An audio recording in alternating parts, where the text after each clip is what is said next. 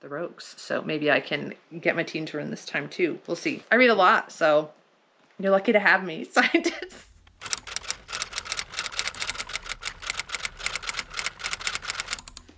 Hello everybody, I am Alicia from Alicia Runs and Reads, and today I'm going to tell you about my Escape the Readathon TBR. I'm going to be participating in the Escape the Readathon. It is space themed this year. It goes from May 1st to the end of May. It is put on by Lexi. I will link her channel down below and her her intro video for the Readathon. If you want to sign up, you could still sign up. I'm going to be on Team Scientists this year. I think this is the first year I've ever participated in this one, so it should be fun. I picked Team Scientists because I love Deja's channel. I love Sarah from Wicked Reading's channel, and then I think there's another channel that is involved with this too, which I have not checked out, so I guess I'll need to check out their channel as well. I'll link them all down below. And there are prompts that you need to follow for this readathon, but all your pages count. It's very mood reader friendly from what I hear. The prompts seem pretty easy to read from, and so I think that is probably true. This is just a pile of possibilities. It is not really a strict TBR. I'm still going to be reading kind of whatever I want, as long as they fulfill the prompts if needed. I have a huge stack of books here that I've been wanting to get to, so we'll just kind of see where that takes me, right? So I also will be away the first week in May, and I don't know how much I'm going to be able to read during that time. We're going to be taking the family to Disney World, and so we'll see how much reading I get done. I'm sure I'll read on the plane. My kids are older, so I can do that, and maybe by the pool a little bit in the evenings, etc., when we're taking a little break from the heat and being outside. Without further ado, there's going to be some chaos, as always. One of the prompts is to read one of your top 3 tropes. So I did pick out some books for that one. I picked out The Entanglement of Rival Wizards, which is because I love the trope of, you know, rivals to lovers, and I heard this is a good one. This is a male-male romance. It's also paranormal. I think this is between an elf and a human, maybe. I'm not quite sure, but I've heard good things about this one. Yeah, Nat really liked this one, so I already own it, so I really wanted to get to it. And I do think I'm gonna need some light, easy reading for when I'm gone, and so I thought these two might be good options for that, even if they don't fulfill the prompt that is happening at the time. And then I have Fan Service, which I know Gabby really liked, and this is like Grumpy Sunshine, and also paranormal, which I love, so that would work for that as well. I'm sure there are lots of other things that these could work for too, but these are the 2 that I picked out with that prompt in mind. Found on BookTube, like all of these. Let's see, found on BookTube. Oh, this one definitely. This one I found on both BookTube, Ninth Reign by Jen Williams. I would never have heard of this without YouTube. I have heard many people talk about this one, and of course now I can't remember who I heard about this from, but I've heard about this from several different YouTube fantasy gals, and I am excited to read from Jen Williams for the first time. I also have some of her other books in here, Talon Sister and Titan Child, which I think is a duology, or either that or an unfinished trilogy. I'm not sure, but I'm looking forward to reading this one. I hear there's beasts in here. It says, a great city of Abora once glittered with gold. Now its streets are stalked by wolves. Tourmaline and Oathless have no taste for sitting around waiting to die while the realm of his storied ancestors falls to pieces. Talk about a guilt trip. Better be amongst the living, where there are taverns full of women and wine. Yeah, so magic, war, fantasy. I'm looking forward to that one. I've heard it's a little different and good. So that is one that I definitely heard from on BookTube alone. But most of these I have heard people talk about on BookTube in general. Like, I just saw Gabby talk about this one, and Gone to See the River Man I never would have known without YouTube, but we'll talk about those too. There's another prompt that says read from a different genre from your last book, so anything will work for that one. Read a book with a blurb from an author that you loved. So of course, Japanese Gothic was blurbed by Chuck Wendig, and I really enjoyed Staircase in the Woods, and the other one, the Apple Orchard one, I really enjoyed that one as well. So this will work for that. Japanese Gothic, dual timeline, haunted house story, some stuff with time and portals and unreliable narrators is what I hear about this one. So I know there's a historical timeline, so we'll see how much that throws me off, but I tend to like historical horror as long as I don't read too many of them in a row. So I'm looking forward to trying that one out. There is a prompt for a book with an isolated setting, and without actually reading the book, I think these are all isolated. Morsel is a folk horror, takes place in the woods in Appalachia, I believe, in Ohio. And something stalking her through the ancient Appalachian woods. And what does she do? I don't even know. I feel like there's a lot of Appalachia, however you say it, folk horror books coming out, because we also have Wolfworm by T. Kingfisher, so that one might also work, but I haven't read the synopsis of that one in a bit, so I'm not quite sure. So I figured for isolated setting, I would try Morsel by Carter Keene. Gone to See the Riverman, I believe, at least in part, is in an isolated setting. It does talk about mysterious cabin in the woods, isolated cabin in the woods. So I think this might work for that. I'll have to ask. But this is also one of Peyton's favorite horror reads. So that could go for YouTube. It could go for a book a friend loves. It could go for an anti-rec, because there are people who don't like this book because I guess it's a little bit extreme. So any of those prompts will work for this one. And then I also picked out Blackwoods Blue Sky by Eowyn Ivey, because this is in Alaska, in an isolated setting in Alaska, so it would work for that.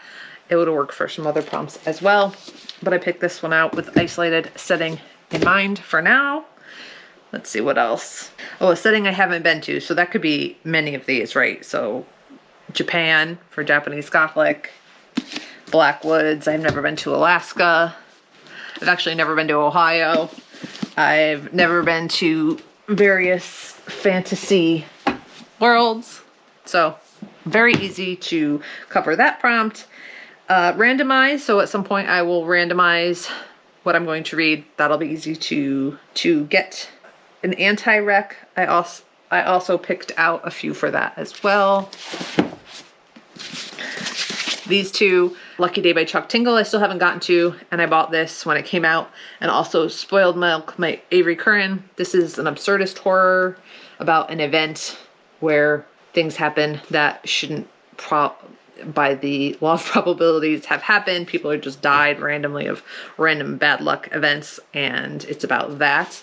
And something about a casino, but I've heard people either enjoyed this or hated it. So this is an anti-rec. And also Spoiled Milk, because I have seen several people DNF this, so this could be used for anti-recommendation as well. So, but you know, it could be really good. I don't know. This is a boarding school, murders, girls dying, horror. Let's see. What else? Borrowed could be anything I borrowed from the library. So I do have a few library books in here that I need to get to this month. Not just these, but these are the ones I have pulled out. Boys in the Valley by Philip Fracassi. I still have not read from him, and this I think is his first publicated work, so I wanted to read this one before I read the others. I have Serafina Coming from the library, and I also have the Autumn Springs Retirement Home Massacre, I think it's called, so I'll want to try that one out as well. And so I want to get to this one first. I've heard really great things about this. Actually, this was recommended by a man that I've met at the used bookstore with his partner, and we were talking horror. I love when that happens, when you just have a little meet cute in the horror section. I wish I had gotten his Instagram or something, because he was fun, and we were giving each other recs, so that was a fun time. Although we did have to compete for what was in the used horror section, so that's not good, but I'll take meeting someone and talking horror with them anytime over getting first dibs on all the books. Anyway, so long story short, I'm gonna try Boys in the Valley. I honestly am not quite sure what this is about. I just went into it blind. I'm going to go into it blind for the most part. Pennsylvania, I've been there, so it won't work for that prompt. Orphaned by a gruesome murderer, he's made a new life. As he approaches adulthood, he has friends, a future, a family. Then late one stormy night, a group of men arrive in the door one of whom is badly wounded, occult symbols carved into his flesh. His death releases an ancient evil that spreads like sickness, infecting St. Vincent's and the children within. Soon boys begin acting differently, forming groups, taking sides. Others turn up dead. Now Peter and those dear to him must choose sides of their own, each of them knowing their lives and perhaps their eternal souls are at risk. So sure. And then I also have To You at the Altar. I've read the other two that were in this series somewhere. I think they're too far away.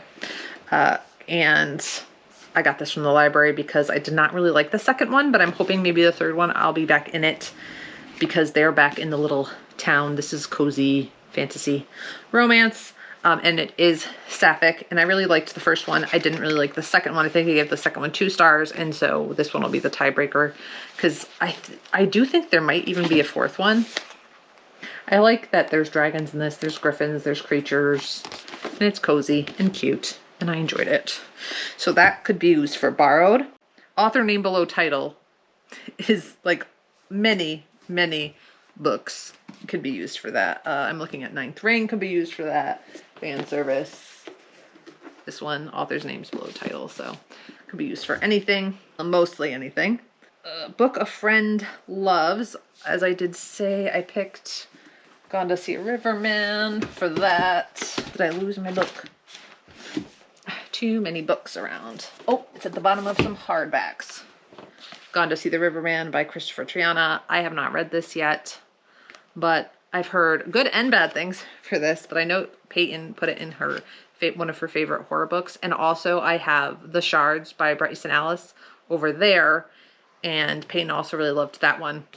So I picked up those two for a friend, book a friend loves, or, you know, a booktuber friend loves anyway.